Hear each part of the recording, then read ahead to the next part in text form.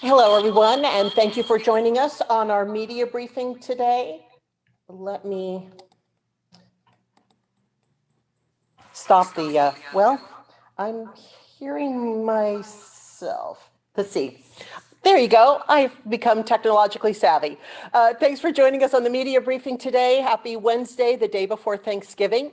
We have a lot to cover today, and we're going to get started with some Thanksgiving holiday safety tips. There are a lot of first-time Thanksgiving cooks this year, so we thought we'd bring in some of our colleagues from Environmental Health and Monterey One Water to talk about safety. We'll start with Marnie Flagg from the Environmental Health Bureau of our health department with some food safety tips. Hi, Marnie. Hi, thank you very much. I'm Marnie Flagg with Monterey County Environmental Health. I work in the Consumer Health Protection Services Division, and we are responsible for food safety in Monterey County.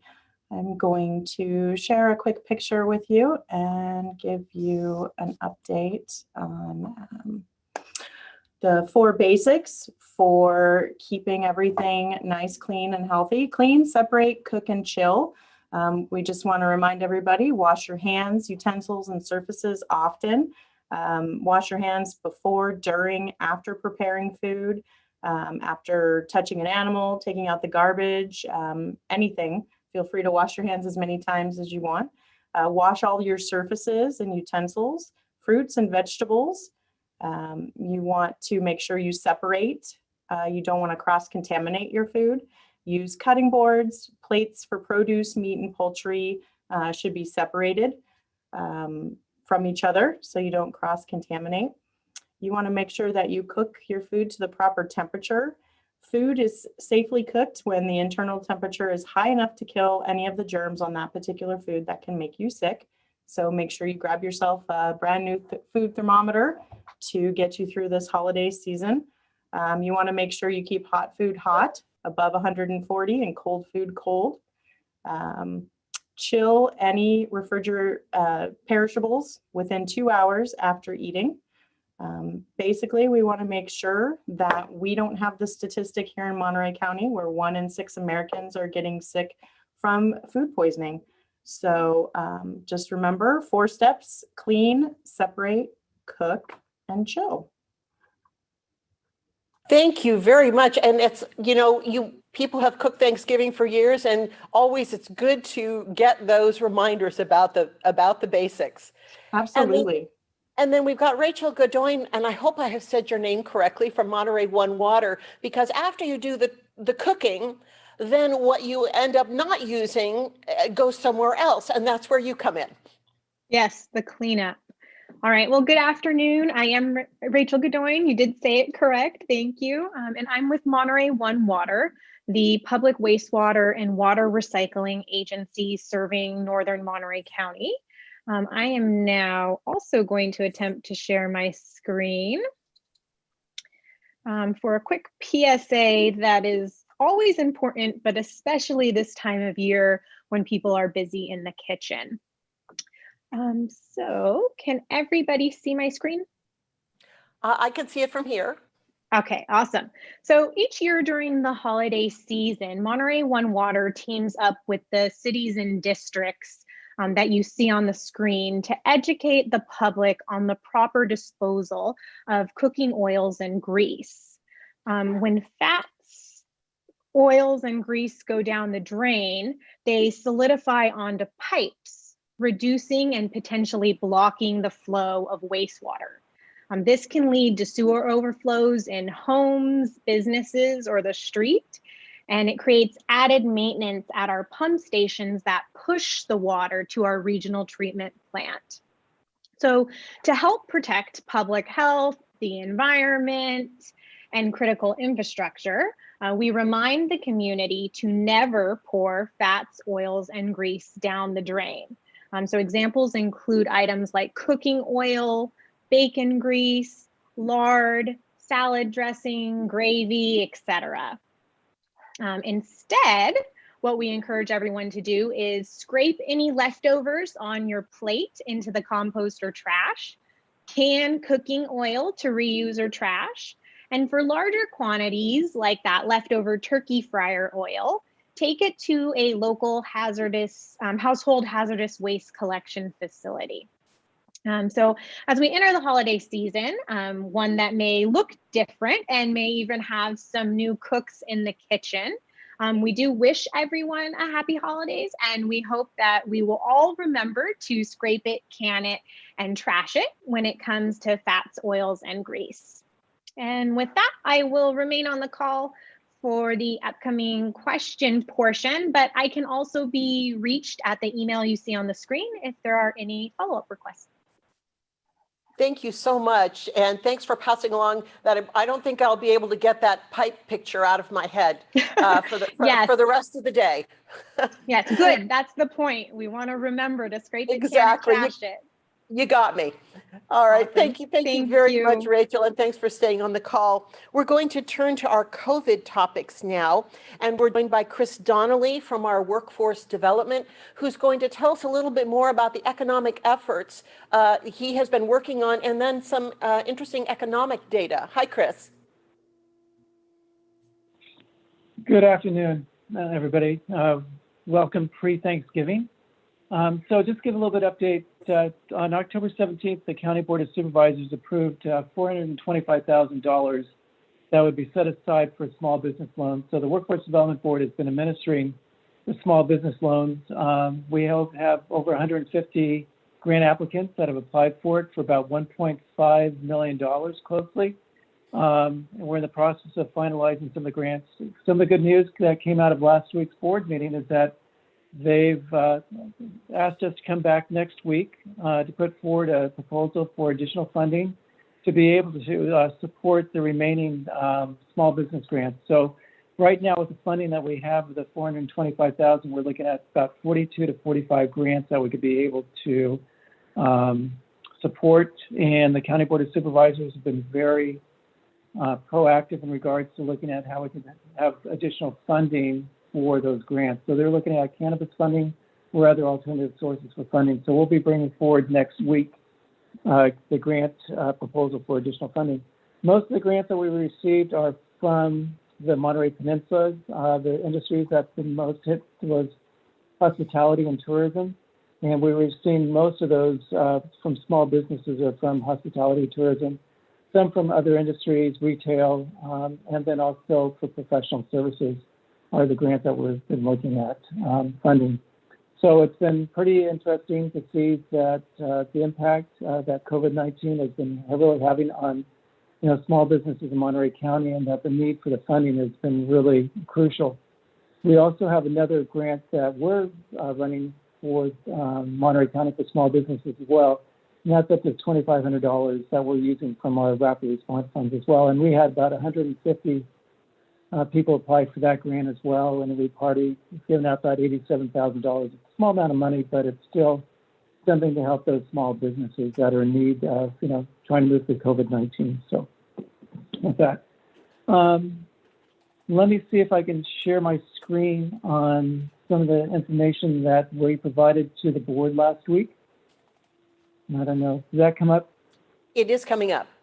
You might want to, Okay. I don't know if you, I've only seen part of the screen though. There you go. Got it. Right there? Okay. So just some of the information we provided to the County Board of Supervisors last week on, the effects of COVID-19. And you're looking at probably that, again, accommodations and food services and drinking establishments were the hardest hit. With the COVID-19 crisis across the United States, we're looking at that approximately 7.5 million jobs were lost nationally, or that people went on furloughs or they lost their jobs. And locally, our two sectors are showing a 24% loss, and that's, again, accommodation and food services. And if you look at the graph from the Great Depression of 2010 to now, the amount of job losses that we're seeing in Monterey County due to COVID-19. So it has had a great impact so far. This information is really with regards to the occupancy rate in Monterey County.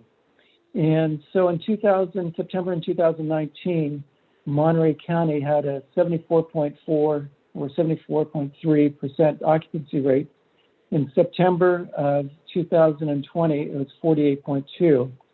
And you're looking at, a 42.9% or $671 million loss in terms of occupancy within the Monterey area. And that is, again, is due to COVID-19 and businesses being closed. What we did is that we also track unemployment claims, and we're looking at within Monterey County that the largest percentage of people applying for unemployment for the first 5 months were ages 16 to 44. And then you look at the ages of 16-year-olds to 24-year-olds, and they were looking at about 20% of those UI claims came from that age group. And it does have an impact in regards to our sectors, primarily with the hospitality, retail, and the food accommodation, where a lot of these younger workers are working, and that they've been losing their jobs as well. That. Next is just some information that is, year to date in terms of information that we collect.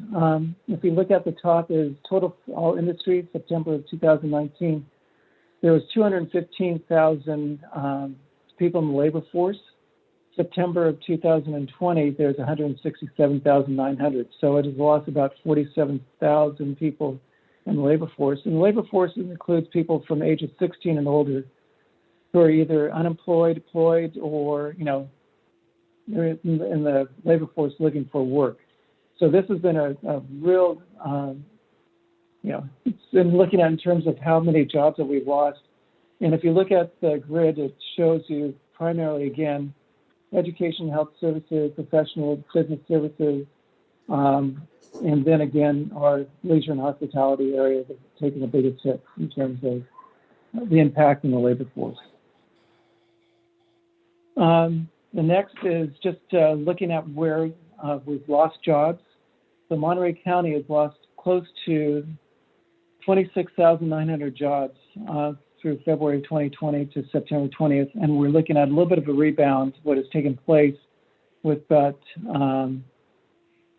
13,100 job gains at 49%. And again, leisure and hospitality are the largest areas that we've seen hit.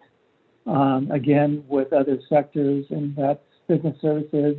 A lot of the dental shops or dentists and some of the medical clinics closed to COVID-19. They haven't reopened. So we're still seeing professional and business services that are being impacted as well with COVID-19. So. And the next slide is just some information that we have in terms of where the job postings are in Monterey County. And we're seeing a lot of the job postings are fast food restaurants, retail, fast food counter workers, personal health care aides, a lot of businesses that are depending on people to come and do a lot of the work that are not really high-skilled jobs, but what we call is medium to low-skilled jobs that are needing people to do a lot of the work, again, in the hospitality area and food services. And then this just gives an example of where the job postings have been, what we're seeing, and then also what is the percentage of essential workers in Monterey County. So a lot of the postings, again, for essential workers are coming for retail, stocking, food prep, cashiers, cook, and so forth. And if you look on the other side, what is the percentage of essential workers per that sector? So it's just a real good information in terms of looking at how many people are in the farm workers. We look at 80% of farm workers are in essential jobs. Again, personal care aides, 71% of those are in essential jobs. And then truck drivers, 37%. So it just gives an idea in terms of where all the jobs are and what a percentage of those are essential jobs to that sector. So. And then the other thing is warn notices. We keep track of the number of warn notices in Monterey County. And since March of 2020, we've had 221 businesses file for warn notices. That has impacted close to 10,000 people. And a warn notice is for businesses of 50 or more. And so that is a large number that you're seeing of our businesses in Monterey County that have an impact of 50 or more individuals are being laid off. And it just shows that each of the sectors, the number of people being laid off. Again, accommodation and leisure services are the largest sector, of people being laid off, and then food services and dining places are the second largest with that in those industries. And just to give you a little bit of an overview of where the businesses are located in Monterey County for both an ag with an unincorporated area and unincorporated area. And then the last is eating and accommodation as well. So that's it. I guess I'll hold on for questions later. Yes, thank you very much for this very thorough look at where we are right now. Yes, please stand by for some questions, which will be coming up after our next presenter. Next we have, thank you. And next we're joined by Dr. Moreno, Public Health Officer for the County of Monterey. And he's just going to give us an update on where things are right now with COVID and metrics. Yeah. Hello, can you see me? Yes. Excellent. Good afternoon. Good. Right, good afternoon. How you doing, Maya? Good, and you? All right, thanks. Hello everybody. So I just want to share with you that as most of you know, our case rates is going up, not just here in Monterey County, but throughout California. So our case rate is rising. Number of cases are going up. As our hospital colleagues have shared with us, the the bed census is also rising. So our hospitals are continue to implement their parts of their surge plans to accommodate more patients with COVID-19. As far as the specific state metrics, we did have metrics released and by the state, and our case rate, adjusted case rate, went from 16 to 18.7, and positivity rate went from 7.3 to 7.8. So those are rising as as they are, unfortunately, throughout California and many parts of the United States. So we remain in the purple tier 1, and other counties are now, more counties are now in a purple tier as well. So at this point, we still highly encourage people to do what they can to prevent transmission of the virus. It's the transmission of virus that's leading to more cases and increasing our case rate, and resulting in more people requiring hospitalization. So we've heard this before, but we still, everyone needs to do their part to prevent transmission. So that includes not trying to avoid or gathering with people that aren't from your household, not traveling unless it's essential travel, but particularly this holiday weekend, continuing to wear face coverings. When we do go out, keep 6 foot distance between anyone that's not from our own household, and be respectful of businesses that are doing what they can to try to follow state guidance to prevent transmission, and continue to operate some of their business, which is helping our economy. As far as testing, we do have additional testing sites that are coming to Monterey County. So we made a request to the state for some of the additional OptumServe sites. Again, the OptumServe is represents the company that's contracted with the state to bring testing services to various jurisdictions. So we're getting a walk-up site at Castroville Library, and that one is, we're hoping, we've had our meetings with OptumServe, and we're hoping that one will be open and available to take appointments and some, hopefully some walk-ins in early December. And also we have met with OptumServe, and we're looking at having a site, a drive-in site at the Soledad High School library location. Go ahead. I have my mute powers on. Good. Thank you. All right. And so we've got 2 more sites coming. And then finally, so we're making progress on that. We've got some tentative, some ideas of when we might start that and make it available for county residents. And we also have, we'll be working with OptumServe for one traveling team, apparently rather than two is what we were afforded. And that traveling team will respond to outbreaks, but also provide some screening opportunities for skilled nursing facilities, and also the some schools and skilled nursing facilities. As a reminder, oh, by the way, we had two pop-up COVID testing clinics here at the health department parking lot. And we had, on the first day, we exceeded the goal of 150. We were able to test, I think, 215 or so individuals that came. And I think it went well. Folks were patient. They were, it was a little cold, but they were patient, and they waited and kept 6-foot distance between each other. Things seemed to go pretty smoothly, and we had a second one on Tuesday. We've got another one next Tuesday, December 1st, from 2 to 6 at the Greenfield Library, and then one on Wednesday, December 2nd, from 2 to 6 p.m. At the King City Library. So more access, more opportunities for testing for people who have symptoms, for people who have may not have symptoms, but they have been exposed to someone with COVID-19 or with symptoms of COVID-19, or they've been identified as a contact through our case contact tracers as having been exposed.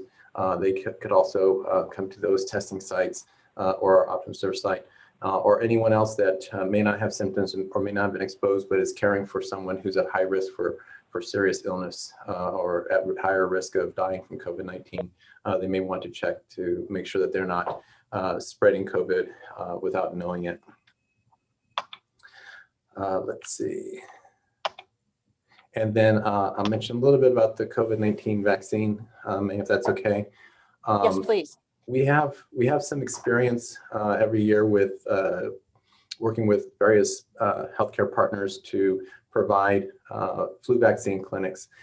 And so what we're doing, one of the strategies is to take that familiar approach and use it to make COVID vaccine available to people here in Monterey County.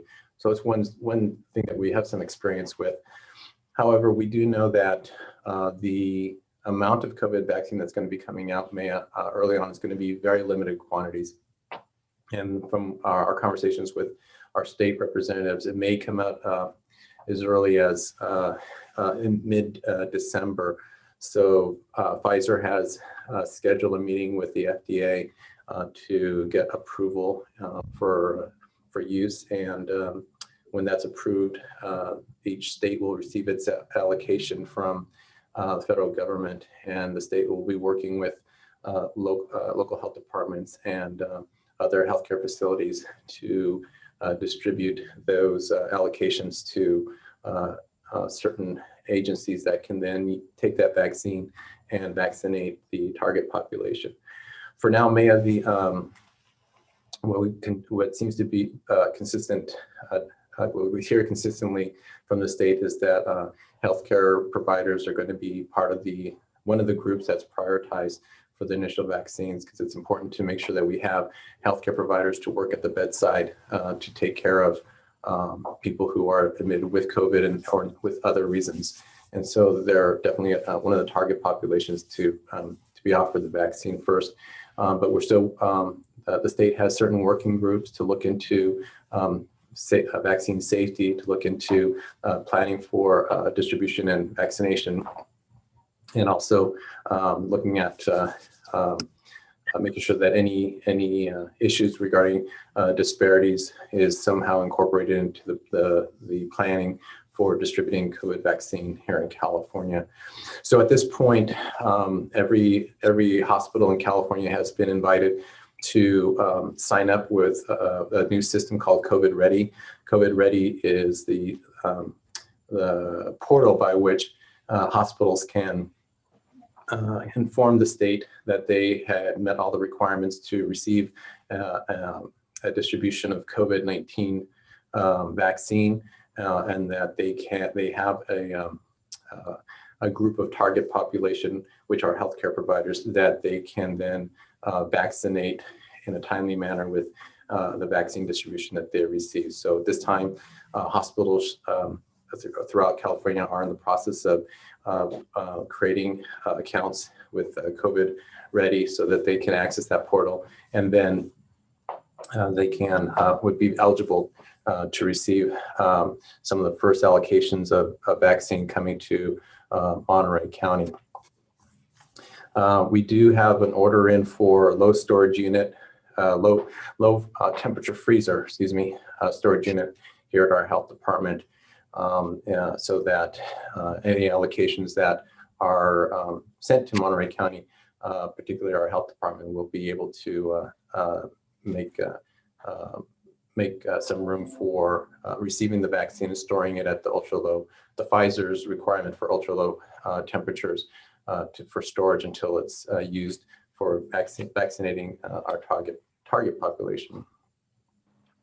And then finally, as I mentioned, we are also planning on working with some of our traditional partners for preparing to vaccinate other populations once more vaccine is made available, and we expand beyond healthcare providers and expand beyond first responders, and we can start expanding to also high-risk groups and eventually to more of the general population. So we'll be relying, when those times come, we'll be relying more and more on our traditional partners, the ones that worked with us to get flu vaccine out, to hopefully get the COVID vaccine out to the public as well. So I'll go ahead and stop there and hand it back to you, Matt. Thank you very much. And so we're going to take questions right now for the presenters that we've had so far. And I'm going to start with what we have in chat. And Dr. Moreno, the first one is for you. Agriculture workers are part of the industry impacted the most by COVID-19 on the Central Coast. Through contact tracing efforts, has the health department determined where most are getting the virus, and if so, where? Thanks, man. So I don't know that I'm prepared this afternoon to answer that question specifically, but what I can say is that we have looked, we continue to look at transmission of location of transmission of COVID-19, and what we find is we still have the household as the most common area where individuals are exposed. So that's an example would be, we have a case and we contact the case and we determine that that person, let that person know they have COVID-19, and we identify close contacts in the household. And over time, we find out that other people in the home also have symptoms. And so, and the only other people that they were around were primarily in the household. So I can say that household transmission is the primary mode or location of transmission here in Monterey County. And that should apply also for ag workers. Certainly the ag workers are out there providing important service in our ag industry. And I know the industry continues to do what they can to, most of them are doing what they can to try to limit exposures and create environments where there's less transmission. But ag workers, because they've been working all along, they are an increased use of exposure, and they can bring COVID-19 back into the home. And that, again, that's where most of the transmission is occurring. Maya. Thank you. And then I'm going to pick up one other question before jumping to someone else's question. What are some recent county efforts to limit the spread of COVID-19, specifically among ag workers? And I don't know if you want to talk about just the health department, because there's also a kind of a broader effort, a collaborative effort with health and county administrative office. Right. So we continue to have a variety of strategies, for decreasing transmission and among ag workers. But I also want to point out that many of the strategies that we have that benefit ag workers to reduce transmission also benefit non-ag workers. So we have a lot of other people working in essential services like the food industry, restaurant industry, retail, who are essential workers and are similarly exposed or at risk of exposure because of their working in proximity to their co-workers, but also working in proximity with the guests, and the customers. And so when we increase testing opportunities in South County and on the peninsula and hopefully North Peninsula very soon, and in Salinas, we're not only providing opportunities for ag workers to be tested to determine whether or not they're infectious, so they can then stay at home. And again, if they can't stay at home and isolate, then they can work with the county to get into alternative housing during the course of isolation. So that benefits not ag workers, but it also benefits anyone else who finds themselves in a similar situation. These essential workers who often are also low wage earners and also live in crowded living conditions. So we have that, and we also continue to increase our capacity for case investigation and contact tracing. So that benefits the ag workers. When we contact them, we can work with them, find out how they can isolate and their contacts. And then we also benefits the anyone else that we identify that has been diagnosed or in close contact. We are continuing to work on, or Elsa Jimenez is taking lead on trying to develop some type of stipend to help offset the loss of revenue for ag workers. But that's not going to be limited to ag workers. That's also going to be provided to anyone else that can't work from home during their isolation period, and trying to provide some financial support during that time when they're out of work without paid leave. We also have continued to have working with TMD, our contractor, who is continuing to develop seasonally appropriate, culturally appropriate, linguistically appropriate messaging through radio, through TV, billboards, social media, a variety of different ways. And so a lot of this effort is targeted to our ag working community, but not just the ag workers, it's the families of ag workers as well, so our ag working families. But again, our ag working families live in a variety of communities where we've got other people who are listening and watching the same media outlets. And so we've got it's expanded not just to ag, but a lot of other people are listening and hopefully understanding the importance of staying home, not mixing with other households. So that's another thing that we're doing for ag workers. I know that Krista Henney and Rosemary Soto, who recently worked on the census efforts, get more people to respond to the census. Now that Rosemary Soto has completed most of the tasks there, she's moved over to dedicate her time to working with Krista Henney from our health department to work on enhancing outreach and education through community-based organizations that can help provide education and help our communities, our ag workers, for example, to understand a little bit more about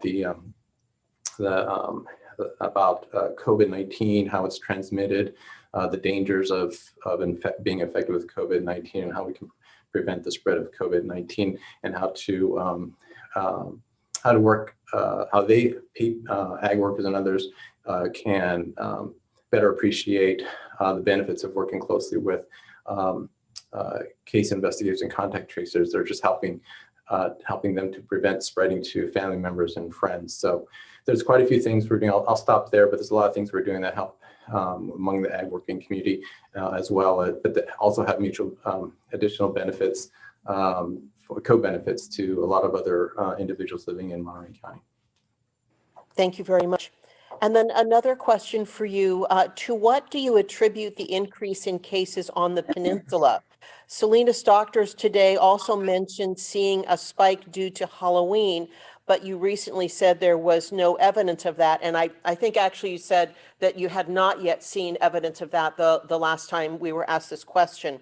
Yeah. Have you seen any, the reporter's asking, has your conclusion changed? And I think the question might be, have you seen any evidence of a spike in Halloween yet? So Yeah, thanks, Maya. So it's been about 3 weeks since Halloween, and if there are increases, we do see increases. However, when we do in the course of our interviews with individuals who have COVID-19, we are also trying to determine, besides household transmission, are there certain activities that they were engaged with other households that they would share with us. And we're getting about, it's approximately 7% of individuals will admit that they went to some type of gathering, but it's a broad range of different gatherings, different types. There's religious gatherings, there's social gatherings, there's family celebrations. And so there's just, it's not, from what we can tell, it's not so much the type of gathering, it's just the gathering, gathering with people from other houses. People have, before COVID-19, we had many reasons, many good reasons to gather with people outside of our households, with family and friends. And those customs and traditions people want to continue with those. And so that they all involve being around people that aren't from your household. So that's why we broadly say recommend staying home and really only going out, especially now with the increase in cases, go out if you have to provide essential services or to seek essential services. So that's what we're seeing, what I can share. I certainly think that, or suspect, I'll just say, I suspect that whenever we have some of the events, customs and events that encourage gatherings, that everyone or many people celebrate at the same time, such as holidays, then I do suspect that we're going to have some more cases than usual, because those gatherings are all happening around the same period of time. And then between those holidays, we'll have intermittent gatherings that people attend, and that also continues to drive the baseline number of cases and case rates that continue to go up. So even on the holidays and between holidays, for your own personal celebrations and events, I still encourage people to try to do as much as you can virtually and stay home. And if you do go out, limit the number of households that you come in contact with. Thank you. And then Marnie Flagg, I'm hoping you might still be on the call. I've got a question here. Restaurants in Monterey County are reporting red tagging of tents used for outdoor seating. And can you speak to the tent issue, Marnie? I can provide a little bit of insight to that. Can you see the question in chat, or do you want me to read it? I Great. can, thank you. So environmental health doesn't red tag tents. For a tent to be put up, the particular restaurant needs to go through the planning department and of each particular city or of the county, depending on where they're located. So this could be an issue of whether or not the facilities really know that that's something that they have to do in order to put up the tent. And we want to make sure that there's fire safety and that airflow is occurring. We do have a flyer on our website for Consumer Health Protection Services that details tent requirements. So any facility that has a question or that's been red tagged can check out that flyer and investigate maybe why they were red tagged. All right. Thank you very much for jumping in on that one. So Dr. Moreno, I've got another question for you. How do you personally plan to spend Thanksgiving this year? Oh, hey, man. So what I can say is I'm going to be following state guidance on for all the holidays. And I encourage other people to do the same thing. All right. Thank you very much for that. So another question. Did you mention, Dr. Moreno, did you mention a location for the drive-through ciders as not been said? Yes. So that's the exact location is not entirely settled upon, but essentially the Soledad High School and Library complex down there. All right. Thank you for that. And does a question that you mentioned a freezer, does Monterey County anticipate needing additional freezers per Pfizer's requirement for vaccine storage, whether it's for future phases or this current one? Right, so we have one freezer already that can store the Pfizer vaccine. It's used, and we make good use, efficient use of all of our space here, particularly the freezer and refrigerator storage space. But we could accept some vaccine now. We ordered an additional freezer that goes to that very low temperature, and we'll be ready to take on some more of the Pfizer vaccine if we're asked to or find it necessary to take more vaccine and hold it, so that Monterey County can accept its allocation and not have to give up allocation to other counties. And once we're eventually through this, and there's we will be able to utilize that freezer for other purposes. All right, thank you. And then we're going to take one last question before we move into our next segment. And this one is for you, Dr. Moreno, going back to vaccines. The United Farm Workers Foundation is pushing for field laborers to be among the first to receive COVID-19 vaccines. How will the county determine how vaccines will be distributed and who will get priority once available? Right. So Monterey County, I can't tell you right now, Maya, exactly how Monterey County is going to decide who gets the vaccine. It depends largely on the state's completion of the state's working groups completing their assessment of the COVID vaccine safety, evaluation of how to achieve maximum efficiency of preventing deaths and preventing illness through scenarios that the CDPH and actually CDC are working on right now to figure out which groups will be prioritized. And so that's largely, I think, for now, the process for deciding who gets it. I think it's perfectly appropriate for organizations that identify their groups as either at greater risk of serious illness or fatality from COVID vaccine, or greatest risk of infection, which could impact their livelihood or the industry, and make their position known to the California Department of Public Health. So that's what I would suggest, because that's the working groups of the state are the ones that are assimilating all that information and hope to arrive at some guidance that they can share with Secretary Galley and our interim public health director for the state of California, and help guide them in making the final decisions. Here at the local level, what is in our control is making sure that all 4 of our hospitals sign up through the portal to make sure that when the state calls upon each county and says, here's your allocation, can you take it? That all of our hospitals say, yes, we can take it. That's going to be really important. And so those are a few things that are right now that are in our control.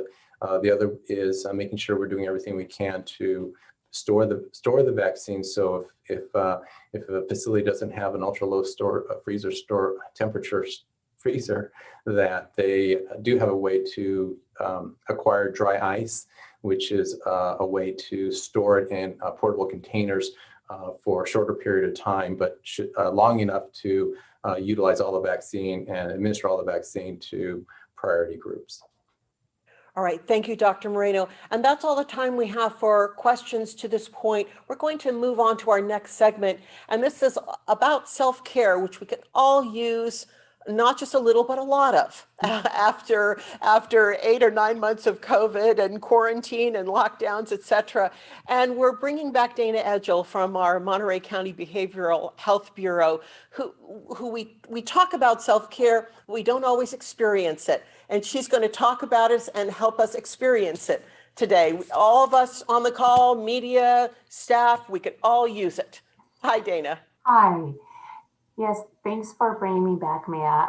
As you and I were checking in and talking about all the important work that's being done from a variety of different sectors, and our essential workers, our healthcare workers, and also our reporters, our folks that are involved with reporting news and sharing information with the public. You all really have a lot that comes at you, a lot of information that at times is hard to process.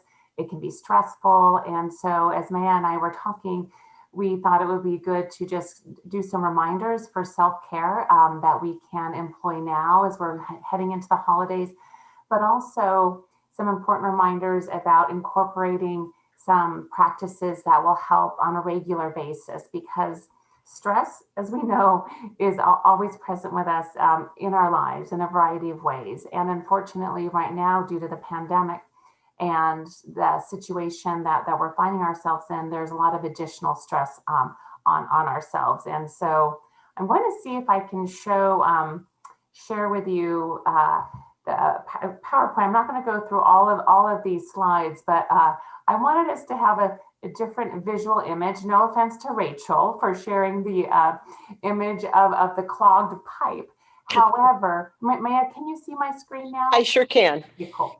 However, what we focus on stays with us. So I wanted to give a few alternate visual images as I share some information with everyone. And as just briefly, as we've touched on, there's a lot going on for everybody. And a lot of us have experienced additional stress and loss during this time. I myself have lost a good friend. There's a lot going on that can maybe impact us as we're moving into the holidays. And so one important message is to allow that, to make sure that we have time and space to focus in on some of our more challenging emotions. And this is a practice, it's a simple acronym called RAIN. It's been developed and shared by Tara Brock, and I have some resources that I can share that will lead folks to more in-depth information on this. But it's a practice where we just give ourselves some time and space. We focus in on whatever emotions that are coming up for us. And if you're having a difficult time due to some stressors or loss, grief, anxiety, it's important to allow those to come forward for you to explore those. So recognizing and allowing. Just because it's a holidays, we don't have to force ourselves to put on a happy face or act as if we haven't been experiencing some of the challenges. So find some quiet time, recognize, allow, and investigate. What's going on for you physically in your body? What's going on for you in regards to emotions? What's coming forward? And what are some of the reasons behind that? So it's kind of a reflective process where we acknowledge what we're feeling, we investigate it, we allow it to be with us, and then we shift gears and say, okay, what do I need? What do I need to nurture myself in this moment to be able to shift from these emotions that are a little bit more difficult to experience to something that will help us to move into kind of a different emotional space where we can kind of let go of what we are experiencing and move into a different experience. And some very practical things that can help us to shift from when we're feeling stuck or feeling challenged is to engage in gratitude practice and also really focus on how can we be kind to ourselves and to other people. What I love about gratitude practices and kindness, really focusing on kindness again towards ourselves and others, is it's a counterbalance to all the stress that we feel in our lives. When we can, well, it's not that simple, but it's one way that we can help our bodies shift from being kind of inundated with stress chemicals and hormones that we experience when we think about stressful situations. When we can allow ourselves to really focus in on what we're grateful for in our lives, and when we engage in acts of kindness, we produce chemicals that help to counterbalance that stress response. So serotonin and I'm going to get this one wrong, but oxytocin, I might have gotten that right for the scientists in the room, you can tell me. But our bodies, we're as humans, we're physiologically wired to respond to ways in stress that activate the cortisol and the adrenaline to get us ready to take action on something.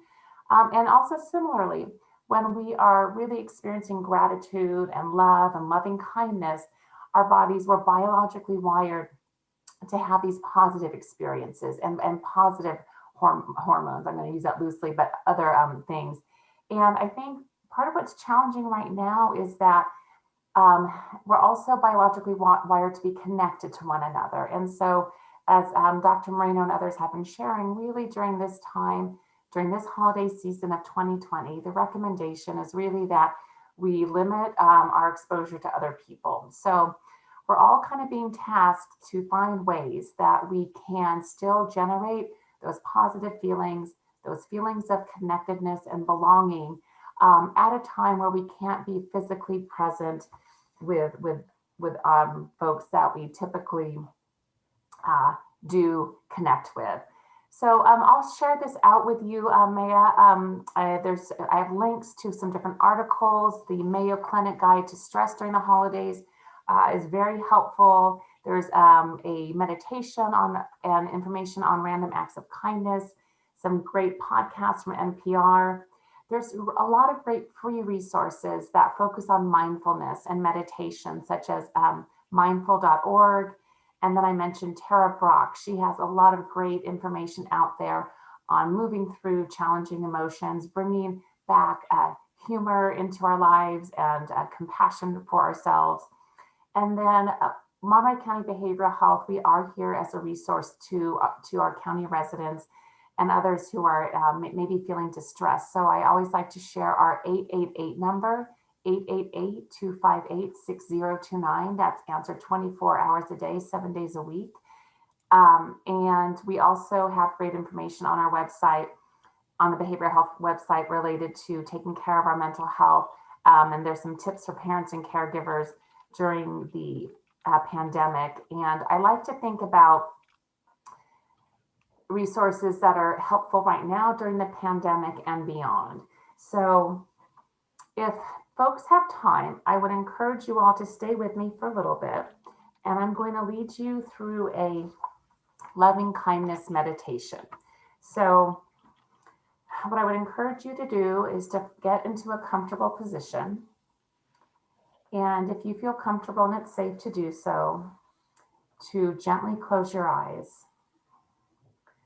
I'd encourage you to take some deep, full breaths on your own pace. Fill your lungs filling with healthy oxygen. Exhaling out, taking in a full, deep breath. Slowly exhaling completely. Taking in another deep, full breath. And as you exhale, feel your body beginning to relax. We're going to engage in a meditation that's geared to cultivate positive emotions. In this case, loving kindness, which is the desire for someone to be happy or yourself to be happy. It's not dependent on something, it's not conditional. It's just a natural opening of the heart to someone else or to yourself. So you can check into your body and notice how you're feeling right now.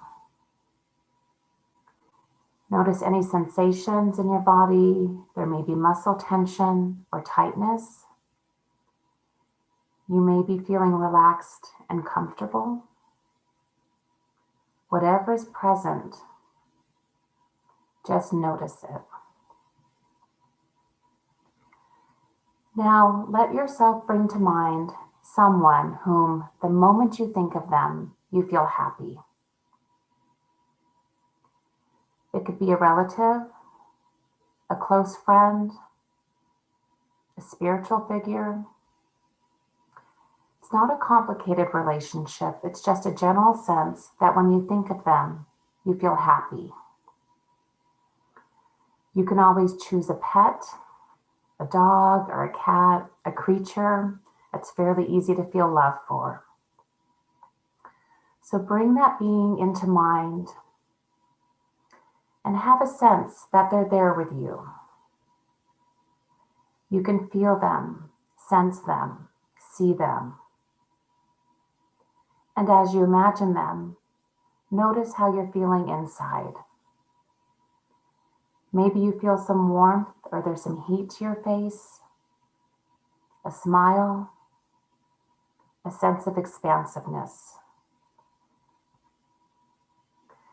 This is loving kindness. This is a natural feeling that's accessible to all of us at any moment. So now, having this loved one, this being in front of you, begin to wish them well.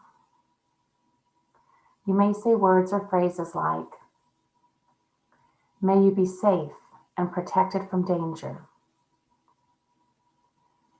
May you be happy and peaceful.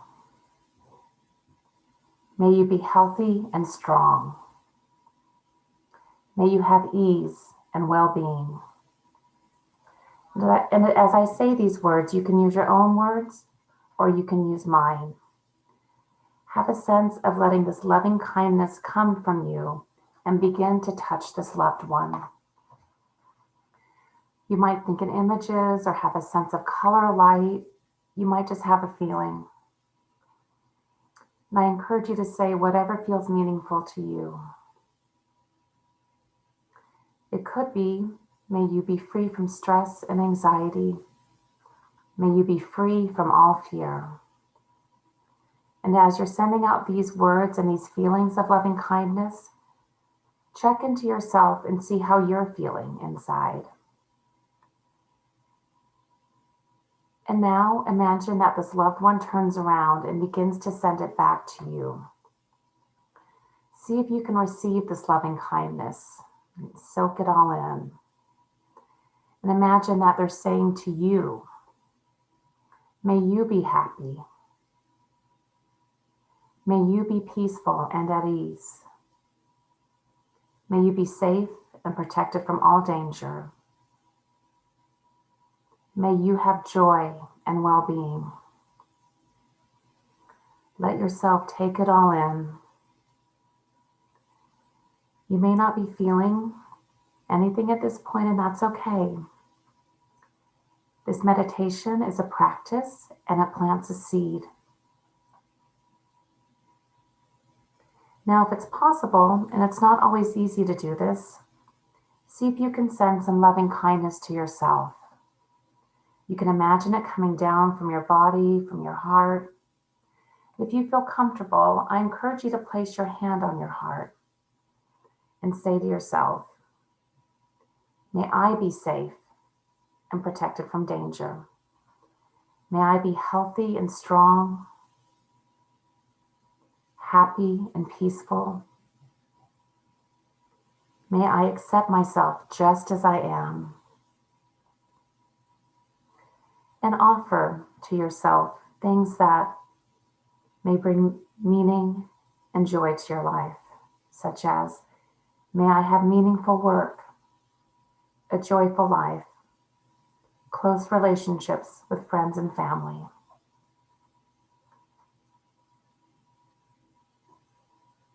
And now checking into yourself and notice what it is that you're feeling. Let yourself bring to mind one person or a group of people that you wish to send this loving kindness to. Imagine them in front of you. Sense them. Feel them. Send messages to them. May you be happy and peaceful. May you be free from all stress and anxiety and fear, worry and grief. May you have joy and happiness, well-being. And now, let this loving kindness expand out, spreading, touching anyone that you want to touch right now, in all directions. People you know, people you don't know, people you have difficulty with, people you love. And just imagine expanding and touching each person, animal, each being on our planet. Whoever's touched by this loving kindness, each creature, each person is changed. You can imagine that. So may everyone everywhere be happy and peaceful and at ease. May we all experience great joy. And that's our meditation. Oh, thank you very much for this moment of peace that we have just had. And on that peaceful note, I'm going to end our media briefing today. Whatever shape your Thanksgiving takes this year, may it be enjoyable and wonderful for you. We'll see you next week. Bye-bye.